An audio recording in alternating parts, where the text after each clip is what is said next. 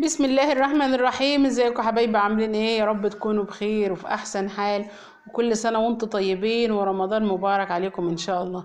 احنا النهارده معانا فيديو جديد، يا رب يعجبكم. لو اول مرة تشوفوا القناة ما تنسوش تعملوا اشتراك، ولو عجبكم الفيديو تعملوا لايك.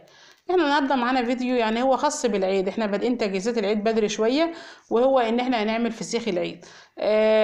هو مش بدري ولا حاجة، احنا خلاص يعني داخلين على نص رمضان. فيا دوب بقى نبدأ نعمل الفسيخ كده عشان ياخد وقته في التمليح، وعما يجي ان شاء الله العيد يكون جاهز معانا ويكون خد وقته في التمليح، ويكون زي الفل. وان شاء الله برضو ما اجي افتحه معاكم تشوفوه النتيجة بتاعته عاملة ايه. انا النهاردة عاملة الفسيخ بطريقة ما فيش فيها اي لا اختراعات ولا اي افتكاسات ولا اي اضافات بقى ولا اي انا عاملاه بطريقة يعني اجدادنا كده. الطريقة البسيطة جدا السهلة جدا جدا اللي مفيش فيها اي حاجة. يعني زي ما قلت لكم هو في سمك اللي هو البوري والملح. لا ضفت بقى لا كاري ولا كركم ولا بابريكا ولا شطة ولا اي حاجة. ففي الاول خالص كده احنا بنجيب السمك. فانا بغسله اول ما جبته، يعني سبته لما شويه وبعدين جبته رحت جايباه وغسلاه. بغسل الخياشيم كويس قوي قوي تحت الحنفيه. وتحشي بقى وتنضفي كده الريش، يعني لو في حاجه مثلا لازقه فيه، لو في اي حاجه على الجلد. طبعا ما بنشيلش الريش ولا حاجه، القشر يعني، ولكن لو في قشره لازقه ولا حاجه فبنروح شايلينها. نمسحها يعني ونغسلها وكده. وبعدين بروح مصفيه زي ما انتوا شفتوه في بوله او في برطمان او في شفشق دورق يعني، او في اي حاجه. تحطوه كده وتخلي بق السمكه الفتحه بتاعتها يعني لتحت، علشان تصفي منها اي دم او اي ميه في البطن. يعني لو في اي حاجه في البطن كل ما بتصفيها وكل ما الفتره بتبقى اطول، كل ما تصفي اي حاجه فيها، اي حاجه في البطن، في الخياشيم، في السمكه نفسها، فبتروح مصفيه. اهم حاجه انك تقلبي السمكه بالشكل ده علشان تصفي اي حاجه فيه. في ناس بتقول لك ايه، طب ما احنا نحطه في الشمس على انه ينشف شويه او كده، بس بصراحه انا مع حكايه الشمس دي انا ما جربتهاش قبل كده. وانا بعمل الحاجه اللي انا جربتها ونفعت معايا ونجحت، لكن اللي انا ما جربتوش ما مرضتش اجازف يعني، وان انا احطه في الشمس وكده. فانا عملته بالطريقه زي ما قلت لكم، طريقه بسيطه جدا جدا ما فيش فيها يعني اي اختراعات. كل اللي انا عملته ان انا غسلته وسبته يصفى كده زي ما انتم شايفين، وجبت له الملح الخشن. اهم حاجه في الفسيخ برضو عشان ينجح معاك ويطلع بتجيبي له الملح الخشن. طبعا بتوع الفسيخ الفسخانيه وكده ما بيستعملوش الملح الناعم خالص، لانه ما ينفعش، هما ما بيجيبوش غير الملح الخشن بيحطوه، وهو ده اللي بيطلع الفسيخ ناجح معاكي. طبعا الفسيخ اما بنعمله برضو اهم حاجة برضو من الحاجات المهمة ان احنا يعني نخرج الهواء من الاكياس.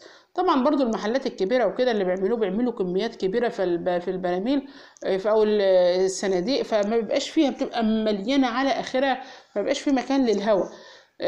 لكن احنا بقى بما ان احنا عاملين يعني كمية صغيرة على قدنا وكده في البيت، فلازم نحطها في اكياس ونقفلها. وزي ما انتم شايفين برضو انا جايبه اكياس اهي ومنضفاها وناشفه جدا مفيش فيها اي حاجه، وحطاها كده علشان دي اللي انا هحط الفسيخ فيها. في ناس بقى بتحط بقى فسيخه بفسيخه وتلف على استريتش وتلف على معرفش ايه، او تحطه في كل فسيختين في برطمان او كده. انا زي ما قلت لكم انا عاملاها في اكياس عاديه خالص، حتى اكياس يعني مستعمله من بتاعه العيش وكده، وغسلتها وسبتها لما نشفت. فزي ما انتم شايفين اهو. انا بقى بجيب السمكايه واروح جايه بقى على الملح الخشن ده، واروح ماليه الخياشيم دي ملح خشن يعني، يقع منها، املاها لدرجه ان الملح يقع منها. وبعد كده بروح حطها بقى ايه، ارصها في الكيس، برصهم خلف خلاف يعني. دايما لما اجي ارص السمك لو هرصه طبقات يتعمل خلف خلاف، يعني الناحيه دي مره الديل والناحيه دي مره الدماغ، الطبقه التانية الراس يعني تبقى ناحيه كده، يعني مره كده ومره كده، علشان الطريقه دي بتبقى موزعه السمك يبقى كله ايه نفس المستوى، يعني ما يبقاش حته عاليه قوي وحته واطيه، لا يبقى كله شبه بعضه وفي نفس المستوى. فزي ما انتوا شايفين اهو. بعد كده وانا بحط هو كده كده السمك اما اجي احطه في الاكياس واربطه، الملح ما يبقى ايه، انت اللي تهزي الاكياس كده علشان الملح يبقى ايه يلف فيها وكده. لان الاكياس بتشيليها فبتلف معاكي، ما هيش حاجه ثابته مثلا زي برطمان او كده فلما الملح يسقط تحت، لا انت اللي بتهزي الكيس زي ما انت عايزه. فبعد بقى ما خلصت الكميه معاكم اهو زي ما انتم شايفين، بروح جايبه الملح كله اللي فايض وبروح حطاه على مفيش مقدار من الملح معين، يعني ما نقولش مثلا كيلو ال البوري بياخد مثلا كوبايتين ملح، لا هو حاجه تقريبيه، لان في ناس بتحبه ملحته عاليه، في ناس بتحبه دلع، في ناس بتحبه مظبوط، فكل واحد بقى وراحته. فزي ما قلت لكم هو مفيش معيار، يعني مفيش مقدار للملح.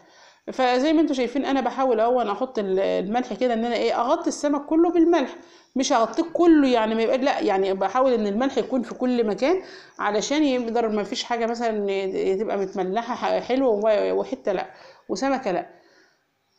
وبرضه من ضمن الحاجات بتاعه تمليح الفسيخ ان لما تيجي تملحي الفسيخ تخلي بالك قوي ان السمكيه ما تقرصيش على الفسيخ قوي عشان ما يتهرتش معاكي بعد ما يتملح، او يبقى معوج، يعني السمكيه تبقى معوجه او متنيه او كده، فما يتملح وتيجي تفتحيه تلاقيه مهرود معاكي، ما تلاقيش السمكه ماسكه بعضها كده وحلو، لا انت هتلاقيه مهرود معاكي او مكسر كمان. فدي حاجة لازم تخلي بالك منها ان السمكية تبقى محطوطة كده مستقيمة، تبقى زي ما بيقولوا كده تبقى سرحة وطويلة، ما تبقيش مثلا مكسرة من عند الديل وضغط قوي او تنياها او عم كده لا. فزي ما انتم شايفين انا بحاول اقفل الكيس، طبعا قفلة اول كيس دي اللي تبقى تاخد الشغل كله، يعني بتاخد وقت، لان انت بتحاولي تظبطي بقى القفلة من الملح ومن السمك ومن الربطة ومن الهواء، فاول كيس ده بتقفليه هو ده اللي بياخد الوقت كله. زي ما انتم شايفين انا قاعده احاول اظبطه بقى من هنا ومن هنا على انه كله يبقى نفس في المستوى، فبحاول ان انا ايه يعني اوزن الكيس. وبرده الملح لو لقيت حته مثلا الملح فيها خفيف او مزنوقه مثلا ما فيش فيها ملح، فبحاول احط فيها رشه ملح كده علشان يبقى كله واخد نفس الدرجه.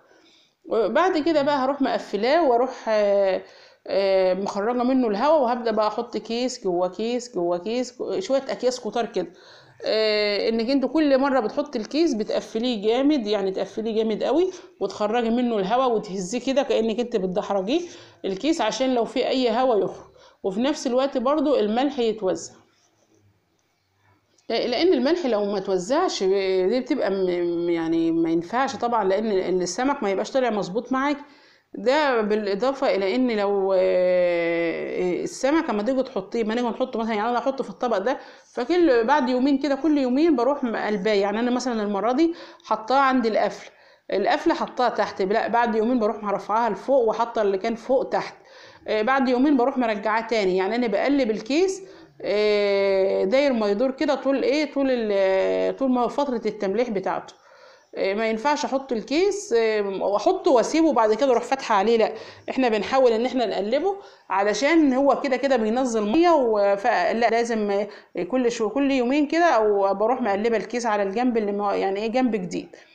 دي من ضمن التكات برضو علشان الفسيخ يطلع معاكي ناجح ناجح ناجح، ويعني ما تحتاجيش بقى انك تشتري من بره، واحنا شايفين الاسعار عامله ايه، ومهما كان سعر السمك غالي فهو اوفر برضو انك انت تجيبيه سمك وتملحيه في البيت، اوفر بكتير من ان انت تجيبيه فسيخ جاهز من المحلات، هتلاقيه غالي جدا وسهل اصلا، يعني كل اللي انت بتحتاجيه حبه ملح خشن، والملح الخشن حتى بتباع فك كده، يعني لو جبت مثلا ب5 جنيه بيقعدوا عندك فترة طويلة جدا، تعملي منه كل حاجة حتى في المخللات وكده، احسن حاجة الملح الخشن. انا كده بقى قفلت كل الاكياس اهو، كلها وحطيته في كذا كيس، يعني مش فاكرة العدد كام، بل لكن هم حطيت في اكياس كتير، وبعد كده بروح مقفلة وبروح جايبة الطبق اللي